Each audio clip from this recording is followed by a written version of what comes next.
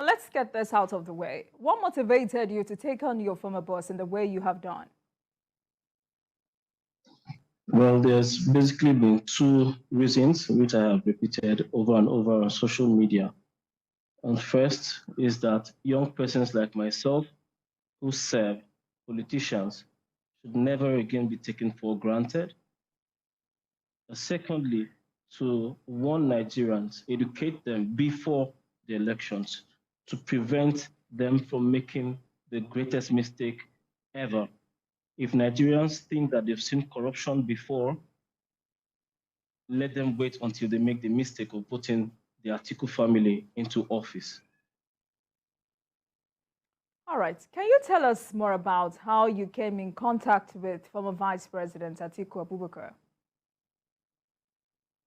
Yeah, in 2017, he had seen the trailer of a TV show I was hosting at the time. He liked it and had his principal staff officer, Abdullah Yakub, God rest his soul, uh, replied to an email from me inviting me to his house along with my team.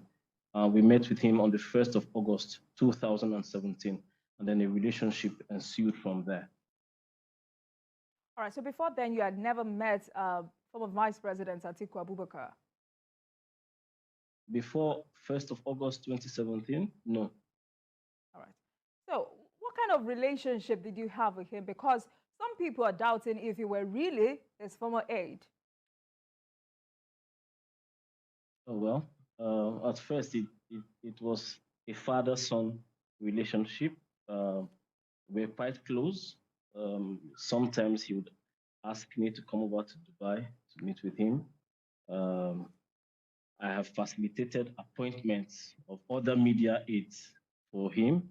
I've secured admission to schools for him. I've carried out a lot of assignments, some of which I would not be able to speak about on television.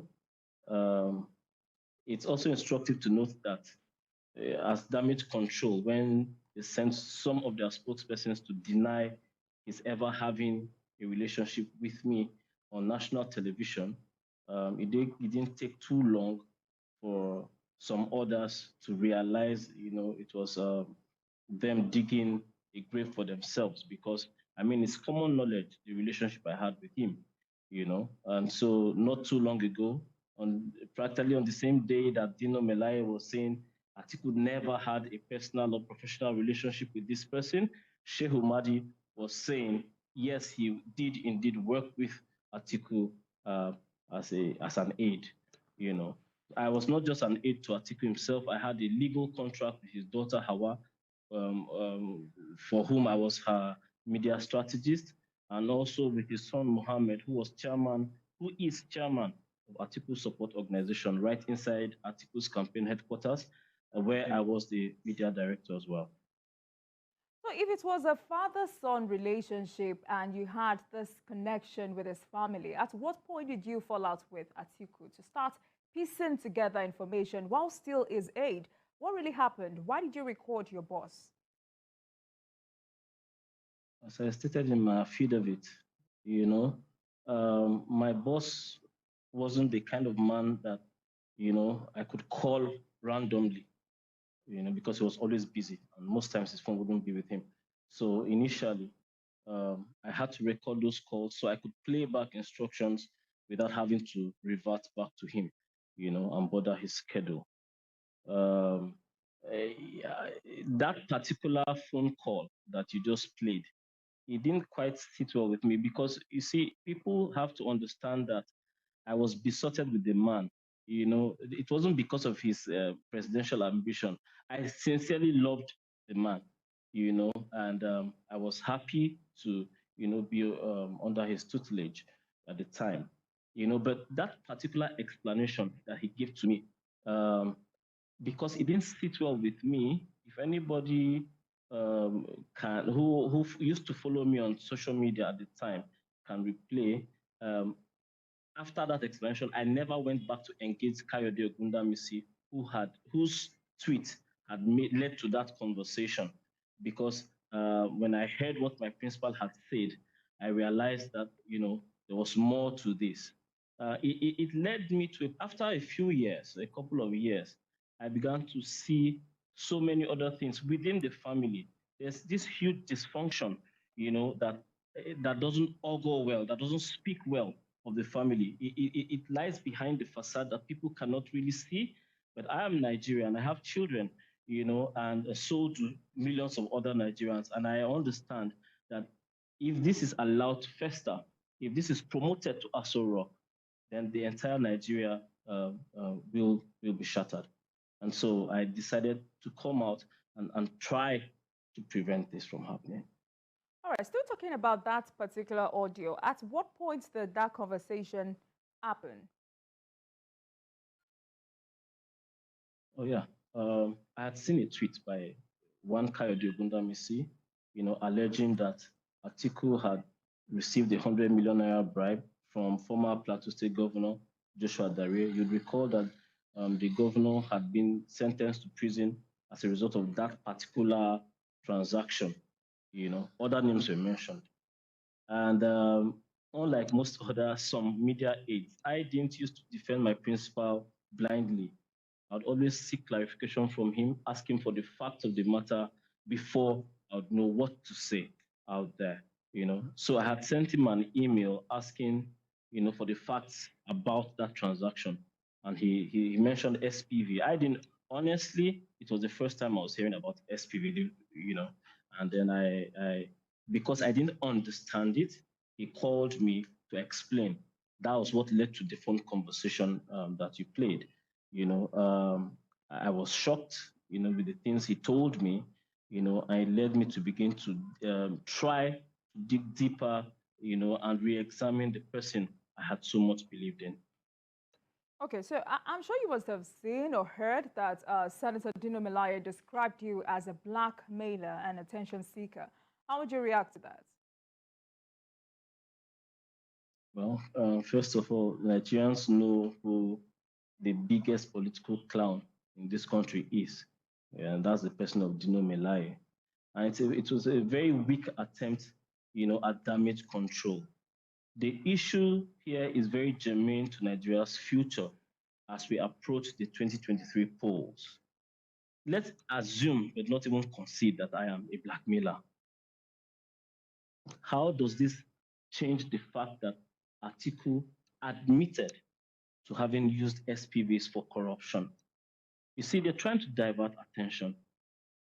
Blackmail is when you say to someone, look, I have this on you. You either do this for me or I'll expose you. I have never done that to anybody. There's no proof of that anywhere. So how come I'm a blackmailer and Atiku worked with me for years and didn't call me a blackmailer until I have made these revelations now, years after I started working with Atiku? So I really don't take Dino Melaye seriously. I think that Nigerians do not have much energy to waste on a man who claimed to have slept on a tree for hours or days or possibly even weeks. He's just a court jester, and honestly, I do not intend to have any back and forth with Dino. Let them face the issues. You see, initially, Dino said that phone call never happened, that I manipulated it. But you also saw another one of the Atiku spokespersons admit on TV that the phone call happened, that's Atiku's voice, but he tried to explain away the context of Atiku's speech. This is not going away. They cannot explain it away because it is real. It is. All right, but he has also questioned, I'm still talking about Dino Melaye here. He has also questioned your letter of appointment as an aide to Atiku. He said his principal never had any relationship with you. Well, Sheikh Umadi, also another close Atiku ally and associate, also spoke on TV and affirmed that I worked as an aide to Atiku. I don't know also what that has got to do with these revelations, really, because I am not making allegations against this man and his family. I am putting forward what they have said themselves. Whether I was officially an aide or not is not even up for argument. Everybody knows, it's common knowledge, because that's how everybody knew me, right from time. But the issue here is whether aid or no aid, Did Atiku say these things in that phone conversation? Once you authenticate that phone call that actually did happen, then there is a case against this person. Nigerians ought to begin to ask themselves, is such a person fit to be president of this country? That is the only issue that matters. That is the only thing I'm willing to discuss. What Dino says is of no importance to me. All It's right. just a political job after all. But Yeah. Mr. Achimogo, do you have any documents to prove that you were indeed an aide to Atiku Abubakar? When Atiku began to prepare to run this election, he set up a technical committee for his 2023 election, headed by Raymond Dupesi of AIT. I received an official letter of appointment in the media arm of that committee. I also received a letter of appointment from Atiku's son Mohammed as Director of Media for Atiku Support Organization. I have had an office domiciled right inside the headquarters of the Atiku Campaign Organization. And if you remember my first video, I didn't only describe myself as an aide, I also said I was a facilitator. And everybody seems to be skipping that part as well. I have provided proof that I was actually, an official appointment. I've provided proof that I resigned by myself in January of 2022, about a year ago from the Atiku political structure, after which I became, media consultant to Professor Kingsley Moghalu. So this is not up for argument. All right. I know you tried to touch on this earlier, but there is another accusation. Dino accused you of using fake technology known as artificial intelligence for the voice notes you released. So, can you go to great lengths to prove that it is not fake? People's Gazette have never contacted me up to this moment, but I did read their report where they say that their voice recognition experts had authenticated that call before, they put out their story. Secondly, I saw an affidavit of fact. All that is left is for the relevant agencies and any member of the public to subpoena the networks. I put out the phone number with which His Excellency had called me on the day and the phone number by which I had received the call. All everybody needs to do is seek the transcript of that call from the networks. The moment you authenticate that phone call actually did happen, there's nothing else. And so my affidavit of fact is there. I'm willing to present myself to the law. I'm not even a tech person. I don't know how to manipulate these things. But the reason Dino and his people would know is because this is what they do, and that is why a few days later, and lacking any tangible defense for their master, they went ahead to forge a British Airways flight ticket in my name, claiming that I had left Abuja Airport for the UK, on the 11th of January. I have never had a UK visa in my life. I have never booked a flight on British Airways. I had to write British Airways via their Twitter handle, seeking an explanation for that. And they did respond and said that flight ticket and its reference number does not exist in their systems, meaning that it was forged. I put out this information with a screenshot of their reply to me. So I have nothing really to defend that. The relevant anti-corruption agencies haven't said anything about your revelations. Oh well, it's up to them. I can't force them to do their job. My information, my duty is to put out the facts of the matter for Nigerian voters to have the opportunity to properly assess, one of the candidates who's running for election. 2023 is going to be a watershed year for Nigeria's future. Going forward, everybody needs to be put under the microscope. And with the volume of what I know, remember, I have been saying, and I'm not kidding, that there's so much I know that if I put out there, will really destroy the fabric of this nation. In respect to His Excellency, a man whom I still respect in spite of all of this, I am limiting what I put out there to only the facts that are enough to guide voters, because if the agencies will not do their duty, then it becomes just a moral issue. And so that is left for Nigerian voters to make their decisions. Is this the kind of man and family that you want to become your president in 2023? I think I know what the answer is. Now, some people are of the opinion that you seem to be ruining your future for this level of exposure, that people will not be comfortable dealing with you in future. Are you not concerned about this perception? I am not. You see, when Atiku comes out to say, Tinubu begged me privately in 2007 to become my VP, um, that's putting out private information. Yes? When Tinubu comes out to say, look, Atiku sent Akonde to me, begging me to be his VP, that's putting out private information. When Okonjo Iweala wrote a book revealing, private conversations, between herself and some governors, which governor approved this and did not approve that, who said this and who didn't say that. Nobody saw it as, breach of privacy. People write a lot about these things. President Obasanjo wrote My Watch and revealed a lot of things, that have been discussed, between himself and his former vice president. Nobody says it's a breach of trust. Is it because mine is not in a book form? Why am I giving out relevant information, both for security agencies and for the Nigerian public to know what goes on behind the scenes? Very critical to their future, and anybody calls this breach of trust. Atiku is not the only person I've worked with as media director. There is no other person I work with, whom I have come out to make these revelations about, because they are people of honor. A man like Professor Kingsley Moghalu, for instance, I did work with him as well.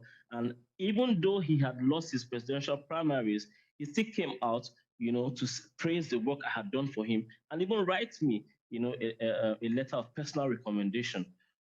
So if anybody chooses to see it this way, I would say that the majority of the people who are saying this, by the way, are Atiku supporters who are still saying these things, to divert attention from the core of the issue.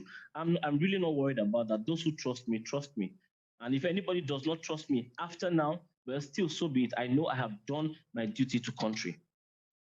Yeah, from your explanation, you seem to be very close to Atiku and his children. So at what point did you decide to start documenting your transactions with Atiku and especially his children? Like I said, the SPV conversation, it disappointed me, for starters, and then there have been subsequent issues. I mean, between 2018 and now, 2022, it's a period of 4 years.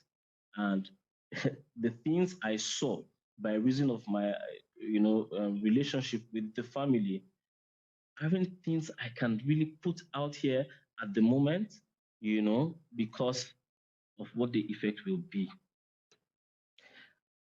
I am putting this out now to guide voters. Do not make the mistake of voting for this person. I had to record those things at the time it became imperative to do so, because I knew that this moment would come, and I was going to own it with my chest, because Atiku is one man and not God. Nigeria is a nation of 200 million people. People don't need to like me or trust me to examine the facts of this matter and make the right decisions, because every decision made by the larger population, the larger majority of 200 million people, will impact the entire nation going forward. It's not something to joke with. And like I've said, if I die as a result of this, I die satisfied. All right. Do you have any other evidence to share? Because I see you have shared part 1, part 2, and 3. Are we to expect more revelations, or have you played your last card? Well, I think I've told you 2 or 3 times now that there's so much more I'm not willing to put out there. A few minutes before this program began, I just put out another recording of Hawa Atiku, Atiku's daughter, um, saying that Atiku's wife, his first wife, Titi, who is billed to be first lady should Atiku win, uses juju, voodoo, for mind control. There's this dark cloud. You see, corruption, money corruption is not the only driver for the unsuitability of a person, for a leadership role. There's so much dysfunction, so much darkness behind the facade of the articles that made me fear. There have been, talk about assassinations. There's been talk around terrorism and so much that I cannot, in all honesty, put out there at the moment, because even with the little I put out there, as you can see, like you said, the relevant agencies have not done anything about it. The public cannot save me. I have to look over my shoulder for the rest of my life. But if need be, I will come clean about everything. But as of now, yes, there's so much more. I have not even sparked the surface. I have not. All right, so if there is so much more, like you say, and you insist that you're doing this so Nigerians can choose wisely, why then are you keeping more revelations that can help Nigerians choose the best? Well, the question will be, what have Nigerians done with what I've put out already? The people who are calling me blackmailer, saying I'm blackmailing, a man who confessed to ripping this nation, are they not Nigerians? I have children. I'm trying to keep my children safe, even if anything is going to happen to me. So I've done my part. I'm doing my part. Let Nigerians, the rest of the other Nigerians, do their own part as well. Okay, now some people have also argued that these are mere allegations which can't be proven in court. Well, let's leave that for the relevant. I cannot preempt the law. The issue is, did this phone call happen? Yes, it did. I can prove everything I put out there, which is why I have sworn an affidavit of fact. So I'm ready to be tested by the law and bring myself to scrutiny. Are they willing to do the same? That is the question. All right, Mr. Michael Achimogu, we will continue this conversation.